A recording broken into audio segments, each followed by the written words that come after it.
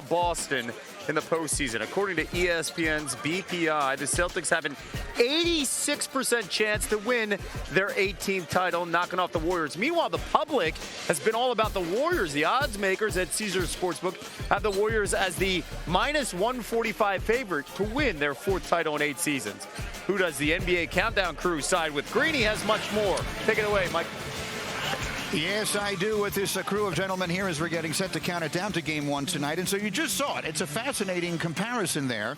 Our analytics love the Celtics. Las Vegas loves the Warriors. I know you told us, Magic, you believe Golden State is the favorite and you think they'll win. But if when it's all said and done, it is the Celtics holding up the trophy, how will that have happened? Well, Greeny, they have to first control the pace of the game. Slow the game down, make it a half-court game. If they can do that, they got a chance to win this series. They have the best defense. We know that in basketball. But also they have an advantage on the offensive rebounding. Golden State is a poor rebounding team. They must dominate the rebounding.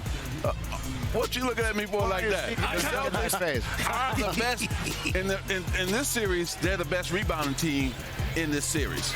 I respectfully disagree with Irvin Magic Johnson. On what? Let me explain. On what? I think that it's hazardous for Boston to think that they can beat Golden State in the half court. Yes, they got some big bodies. Yes, they've got some size. But Golden State, in a half court, they got a better chance of defending against Golden State. If Boston gets out in the open court, it's problematic because, number one, they don't all hustle back on defense. Number two, they don't have any shot blockers. I'm looking at Boston and I'm saying, excuse me, you got young thoroughbreds. Steph Curry's 33. Klay Thompson is still recovering from his injury. He's 31 going on 32. Draymond Green is around the 8. Run! Stephen A., if this game is over 100 points, Golden State is going to win the game. Check. Easily. Easily. Easily. Here's what the Celtics can also do. Y'all. You remember when the Mavs were playing against the Phoenix Suns and how they frustrated CP3, how they was posting them up, how they was searching them defensively? That's what the Celtics got to try to do to Stephen Curry. They got to keep him on the baseline playing D and guarding against the post, not out in transition. And the other thing, try to frustrate Draymond Green. You want Al Horford, you want Time Lord, you want Grant Williams to be in there trying to get offensive rebounds, to be up in his face, because if Draymond isn't out there, it's a huge drop-off up front. Can I ask a question? Who's in charge of the BPI? Yeah, that's what I was laughing about. Jalen and I over here double up and laughing. Yeah, what? With the BPI, you know, remember the Gong Show where you could take a cane and pull somebody off the stage? Researcher Like the Matt Sandman. Williams is very much a part of that. But the BPI says our analytics believe the Celtics have the best offense and the best defense in the NBA. Hold on. There's no way they have the best That's offense. That's just wrong. The team that they're facing got the best offense. They have too many scores on Golden State's team. And I'm going to tell you what's going to happen, too. If they take those long shots, Tatum and Brown, and they don't make them, that means long rebounds. That's going to put Golden State into their fast break. Two things we got to still watch, and this is this. Golden State's been off for a week. How are they going to respond to now getting hit, bumped, and getting taken out of their rhythm? Because you know that's what the Celtics are going to do. And then on the flip side of that, are the Celtics' legs dead and tired after a 7-game series? That's what we got to watch in this first game. We will start getting a sense of it tonight. Again, tip-off just after 9 Eastern on ABC. We'll be counting you down as the night goes on. Right now, Kevin, back to you. Festivities. There he is. The great Magic Johnson is with us tonight. Hall of Fame mogul. Alongside Yes, indeed. Stephen A. Smith, Michael Wilbon, Jalen Rose. We are all here. Magic, we're delighted to have you back with us. And so we will start with you. As we look at this matchup, and you were just telling me before we came on how excited you are about these two teams being here. What to you is the most significant individual matchup we will see in these finals? Well, it's definitely Curry versus Smart, right? And I know that he had success in terms of Smart against Curry in the past. But let me say this.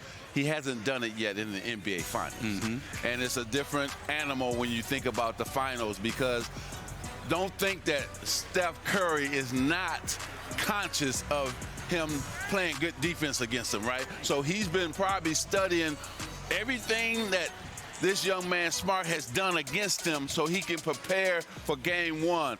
And I think Steph is going to have a big series because he's mad at everybody keep talking about how Smart has controlled him, and he wants to show the world. I agree with Magic in terms of Steph Curry having a big series, but I'm also paying attention to the nuances. I'm talking to a Hall of Famer here, a legend. Obviously, Jalen Rose playing in the league for 13 years, knowing what on earth he's talking about. And this man, Mike Wilbon, covering the NBA for over 3 decades. I'm sorry. It's a compliment, my brother. It's a compliment, my brother. You don't look at one bit. Here's the deal. When I watch Marcus Smart, remember, Steph Curry got hurt earlier this year. Marcus Smart was the one who hurt him. When you look at it, not emotionally because it wasn't intentional or anything like that, but Marcus Smart is a highly aggressive and tenacious defender. I'm watching the way the game has been called in the playoffs. That's something that people underestimate. Steph Curry and Steve Kerr can collaborate to use against Marcus Smart as well. And so we got to pay attention to that. The level of aggression that Marcus Smart is going to be able to exercise. Yes, you have an abundance of Celtics who can defend straight up, and we understand that. But you have the most explosive offense in basketball as far as I'm concerned. And if anybody can figure out a way to take advantage of a potent defense, it's this Golden State Warriors. Let me just say this real quick, Jalen, before you jump in. Quick whistle benefits Golden State. If it's not a quick whistle, it benefits Boston Celtics. The physical nature, perhaps, That's right. and the advantage to the Celtics. What do you have your eye on, Michael? Can I go to an emotional matchup? Sure. Since I learned initially from the gentleman sitting to my far right about teams playing for history, about their minds and their emotions. And I remember being on the wrong side of picking a matchup when Magic was playing against the Celtics, and he was talking about the two teams having that, playing for a sense of pride, the banners that hang above them. Golden State's in that place now. What's that saying from Dennis Green? They are who we thought they are. Mm-hmm. The Warriors are playing with that in mind. I'm not saying Boston's a very worthy challenger. I think the most worthy challenger from the Eastern Conference.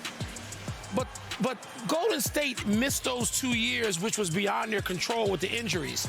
And now they want to show us we are who you thought we were. Mm-hmm. And so I think that plays heavily into this series. How about Jake? I'm going to take the wings since Magic, the Hall of Fame mogul, took the point guard position, right? Klay Thompson and Wiggins. Klay returns after 941 days, helped shoot them into the NBA Finals. Wiggins started in this year's All-Star game and played really well against the Dallas Mavs. And on the other side, the ascension of Jason Tatum, how he's played in each round leading his Boston Celtics team. And Jalen Brown, who's been a guy locking down defensively but also making big plays. So I'm interested to see how they respond in their first NBA Finals. I'm interested in seeing Magic Johnson, who's sitting here next to us. I want to know how much does the Boston Celtics have to do with you sitting here, because if they win, they will surpass the Los Angeles Lakers for no all-time title winner. I'm not going to hold back that I hate the Celtics. I don't want them to win, of course. We've got ulterior motives all night long. We have plenty to do. He's still got 11 rings Center back to you. overall.